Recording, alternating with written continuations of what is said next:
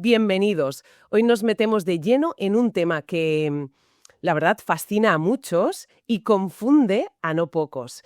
Los llamados dones del Espíritu Santo, desde la perspectiva cristiana. Ujú.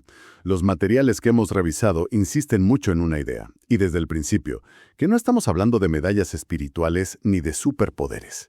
La idea central es que son capacidades que se dan con un propósito muy concreto. Un propósito que es, sobre todo, comunitario. Yo creo que esa es la clave de todo el asunto. La gran pregunta no es tanto ¿qué don tengo?, sino más bien ¿para qué sirve este don en el conjunto? Exacto. Y claro, esto nos lleva directamente al gran debate. Si estas herramientas, sobre todo las más llamativas, siguen estando disponibles hoy como en el principio. Justo. Nuestra misión hoy es desgranar un poco esto, ¿no? Pasar de la lista de términos teológicos a entender la dinámica real. Queremos ver la función, la lógica y, sobre todo, la relevancia práctica. Así que, vale, vamos a ello. Venga. Empecemos por la idea que parece ser el pilar de todo. Los dones son herramientas para construir, no adornos para exhibir. Es que ese es el punto de partida innegociable en todos los textos. La metáfora es siempre la de la construcción. De hecho, el primer propósito clave que se menciona es la edificación. Edificación. Suena a ladrillo y cemento, literalmente. Y la imagen es deliberada, sí. Se trata de fortalecer, de animar, de consolar, de instruir. O sea, todo lo que hace que un grupo humano sea más sólido, más sano. Entiendo. O sea que el criterio para medir un don no es lo espectacular que sea, sino cuánto aporta a la salud del grupo. Suena menos a poder individual y más a, bueno, al principio de cualquier equipo que funciona, ¿no? Has dado en el clavo. Y eso conecta directamente con el segundo propósito, la unidad en la diversidad. La famosa analogía del cuerpo. Esa es. Los textos la usan constantemente. El ojo ve, la mano agarra. Ninguna parte es más importante y ninguna puede decirle a la otra no te necesito. Es una crítica frontal a cualquier intento de crear jerarquías de dones. Lo cual es un mensaje potentísimo. Implica que el don de, no sé, administrar bien las finanzas o el de mostrar misericordia en silencio, que son dones poco visibles, son tan necesarios para la estructura como el de enseñar a una multitud. Sin ellos, el cuerpo se paraliza. Precisamente. Y el tercer propósito es la madurez. Los dones no son un fin en sí mismos, no son un subidón espiritual. Son el medio, el gimnasio donde la fe de la comunidad se ejercita y se pone fuerte. Y supongo que esto no es algo que se quede de puertas para adentro. No, para nada. Ahí está el cuarto propósito, la misión. Los dones capacitan al grupo para servir al mundo, para comunicar su mensaje no solo con palabras, sino con hechos. Así que tienes esa doble dirección, hacia adentro para construir y hacia afuera para servir. Edificar, unificar, madurar y servir. Queda claro que el enfoque es sistémico. No va de individuos acumulando habilidades, sino de un ecosistema. Esa es la visión, sí. Vale. Si esta es la filosofía, vamos a ver el hardware. Los textos no dan un catálogo cerrado, pero sí agrupan los dones de una forma que nos ayuda a entenderlos, como abrir una caja de herramientas con distintos compartimentos. Sí. Una forma útil de agruparlos es en 3 categorías funcionales. La primera sería la de los dones de palabra o enseñanza. Aquí entra la capacidad de enseñar con claridad, de aplicar la sabiduría a problemas complejos, el conocimiento. También la exhortación, que es esa capacidad de animar y motivar a la gente. Y en este grupo se incluye la profecía, que es una palabra que, hoy en día genera bastante lío. Entiendo que no hablamos de predecir el futuro, en plan Nostradamus. Para nada. A ver, aunque puntualmente podría incluir algo predictivo, su función principal en la Biblia es otra. Es hablar de parte de Dios a una situación concreta. ¿Con qué fin? Con el fin de edificar, consolar o corregir. Es más un diagnóstico espiritual que una bola de cristal. Es traer la palabra justa en el momento justo. Entendido. La palabra que construye. ¿Cuál sería el segundo compartimento? Los dones de servicio o liderazgo. Estos son, a menudo, el sistema operativo invisible de la comunidad. Dones como la administración, el liderazgo, la ayuda práctica, la generosidad, la misericordia. El trabajo menos glamuroso, pero sin el cual todo se viene abajo. Totalmente. Y eso nos deja con la tercera categoría, que es la que suele acaparar todos los titulares. ¿Y los debates? Y los debates. Los dones de señales o manifestaciones extraordinarias. Aquí están los más conocidos y a veces controvertidos. Sanidad, milagros, hablar en lenguas y su interpretación, o un don de fe que se describe como una confianza sobrenatural para afrontar lo imposible. Es un mapa muy completo. Pero los textos insisten en que hay algo que no es un don más, sino como el ambiente, el clima en el que todo esto debe usarse. Absolutamente.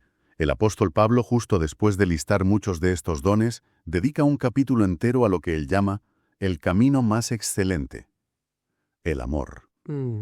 Y su argumento es demoledor. Dice, puedes tener el don de profecía más increíble, la fe que mueve montañas, pero si no tienes amor, no eres nada. Eres solo ruido. O sea que el amor no es una aplicación más en el móvil, es el sistema operativo. Esa es la analogía perfecta. Es el que determina si las demás aplicaciones tienen permiso para funcionar. Puedes tener una app muy potente, pero si no opera bajo ese marco, el sistema la ve como un virus, porque al final es destructiva. Es exactamente eso. El amor le da sentido, propósito y sobre todo seguridad a todo lo demás. Un don sin amor alimenta el ego y divide. El amor garantiza que la herramienta se use para construir. Este mapa está claro, pero seamos sinceros. Hemos estado rodeando al elefante en la habitación. Dones como la ayuda o la enseñanza los acepta todo el mundo, pero otros, Telita. Hablar en lenguas, los milagros, son el centro de una división que dura siglos. Y eso nos lleva a la pregunta inevitable. ¿Siguen todos vigentes? Es el gran debate, ¿sí? Y los materiales presentan dos posturas principales, ambas bien argumentadas. Por un lado, tienes el continuacionismo. ¿Vale? Los que defienden esta postura creen que todos los dones mencionados en la Biblia, sin excepción, siguen activos y disponibles para la Iglesia hoy. ¿Y cuál es su argumento principal? Su argumento más sólido es textual. Dicen, no hay ni un solo versículo en el Nuevo Testamento que declare que los dones han cesado. Es un argumento desde el silencio, digamos. ¿Sí? Argumentan que si el propósito de los dones, edificar, consolar, sigue siendo necesario, ¿por qué iba Dios a retirar las herramientas que diseñó para eso? Para ellos, decir que han cesado es basarse en la experiencia, no en la Biblia. Tiene una lógica interna fuerte, pero esta postura también tiene un riesgo, ¿no? El potencial desorden. Claro, y son muy conscientes de ello. El peligro es el subjetivismo, el desorden, la mala interpretación de emociones. Por eso los continuacionistas serios insisten tanto en el discernimiento, en seguir las pautas bíblicas de orden y en someterlo todo al juicio de la comunidad. De acuerdo. Vayamos a la otra esquina del ring, la postura de la cesación. El cesacionismo, al menos en su forma más común, no dice que todos los dones han parado. Obviamente, la enseñanza, el servicio, la misericordia, todo eso sigue. Entonces, Se centran específicamente en los que consideran fundacionales o de señal. La profecía, las lenguas, los milagros. ¿y cómo justifican esa distinción? ¿Cuál es su lógica? Su argumento central es histórico-teológico. Sostienen que esos dones espectaculares sirvieron como credenciales de los apóstoles. Para validar su mensaje, ¿quieres decir? Exacto.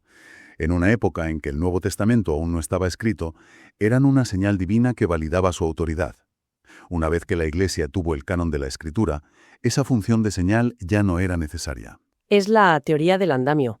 Se usa para construir el edificio, pero cuando el edificio está terminado, se quita. Es una metáfora excelente para describirlo. Y, ojo, ellos también reconocen un riesgo en su postura, el peligro de caer en un naturalismo práctico. ¿Qué significa eso? Pues un cristianismo tan ordenado y predecible que deja poco espacio para la acción sorprendente de Dios. La fe se puede volver muy intelectual, una rutina, y se pierde la expectativa de que Dios intervenga de formas inesperadas. Entonces, ¿qué hacemos con esto? ¿Tenemos dos posturas razonadas que parecen irreconciliables? ¿Hay algún punto de encuentro? Lo hay, y se encuentra al cambiar el enfoque. Primero, ambas posturas afirman que el Espíritu Santo está plenamente activo hoy. El debate no es sobre si actúa, sino sobre cómo actúa. Vale. Y segundo, los textos ofrecen un camino práctico que va más allá del debate. En un Tesalonicenses se dice algo como, no apaguéis al Espíritu, examinadlo todo, retened lo bueno. Lo cual no suena ni a prohibición total ni a aceptación ciega. Suena a un llamado al discernimiento activo. Exactamente. La pregunta útil no es, ¿eres cesacionista o continuacionista?, sino, ¿Cuáles son nuestros criterios para discernir? Y los filtros son siempre los mismos. ¿Es coherente con la Biblia? ¿Apunta a Cristo o a una persona? ¿Produce buen fruto, como amor y paz? ¿Construye? Me parece un enfoque mucho más constructivo. Y hablando de práctica, si partimos de que los dones existen de una forma u otra, ¿cómo se gestionan de manera sana? Sí, los materiales dan algunas claves que son increíblemente importantes. La primera es carácter antes que plataforma. Me gusta eso. La Biblia deja clarísimo que a Dios le interesa mucho más formar el carácter de una persona, humildad, integridad, amor, que la espectacularidad de sus dones. Un don es un regalo, el carácter es un proceso. Lo que implica que se puede ser muy dotado y a la vez muy inmaduro. Y esa combinación es peligrosa. Peligrosísima. Por eso las preguntas de autoexamen que proponen los textos son tan directas. ¿Esto que hago me hace más dependiente de Dios y más servicial? ¿O está inflando mi ego? ¿Busco edificar o impresionar? Son preguntas que funcionan como un buen antídoto contra el orgullo, ¿no? ¿Qué otro principio es clave? La distinción entre don, llamado y madurez. Son tres cosas distintas. El don es la capacidad. El llamado es el ámbito donde debes usar ese don. Y la madurez es el carácter que te permite sostenerlo a largo plazo sin hacerte daño ni hacérselo a otros. A ver, ponnos un ejemplo práctico para que se entienda bien la diferencia. Claro. Imagina una persona joven con un don evidente para comunicar. Es una capacidad. Pero eso no significa que tenga un llamado inmediato a ser el maestro principal de su comunidad. ¿Por qué no? Porque quizás su llamado actual es usar ese don en un grupo pequeño, mientras desarrolla la madurez, la paciencia, la sabiduría que da la experiencia, la humildad. Confundir un don temprano con un llamado inmediato y una madurez que no existe es una receta para el desastre. Entiendo. La capacidad no equivale a la preparación. Y eso me lleva al último principio que vi. El discernimiento comunitario. Esto no va de ir por libre. Nunca. En el Nuevo Testamento la confirmación y la corrección de los dones se hacen siempre en comunidad.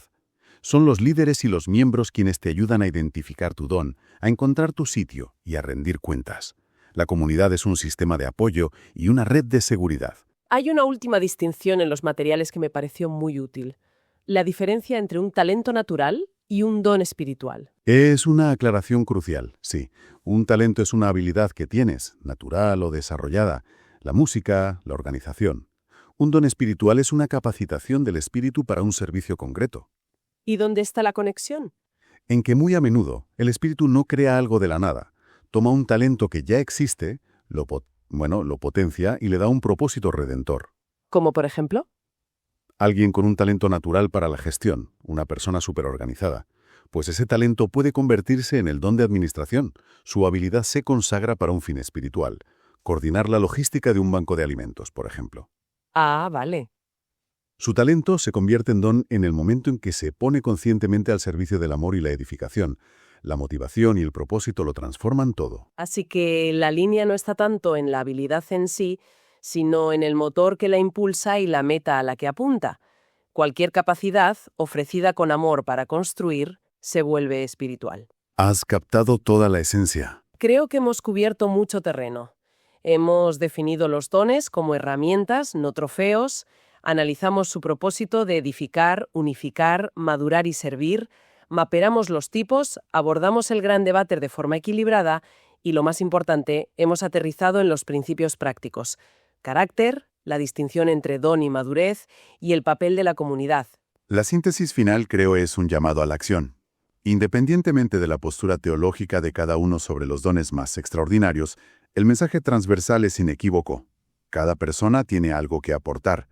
El desafío es descubrir qué capacidades tenemos y ponerlas al servicio de los demás con humildad y amor. Es una conclusión muy potente y me deja con una reflexión final. Una pregunta que va un poco más allá de lo que hemos hablado, para que quienes nos escuchan se la lleven.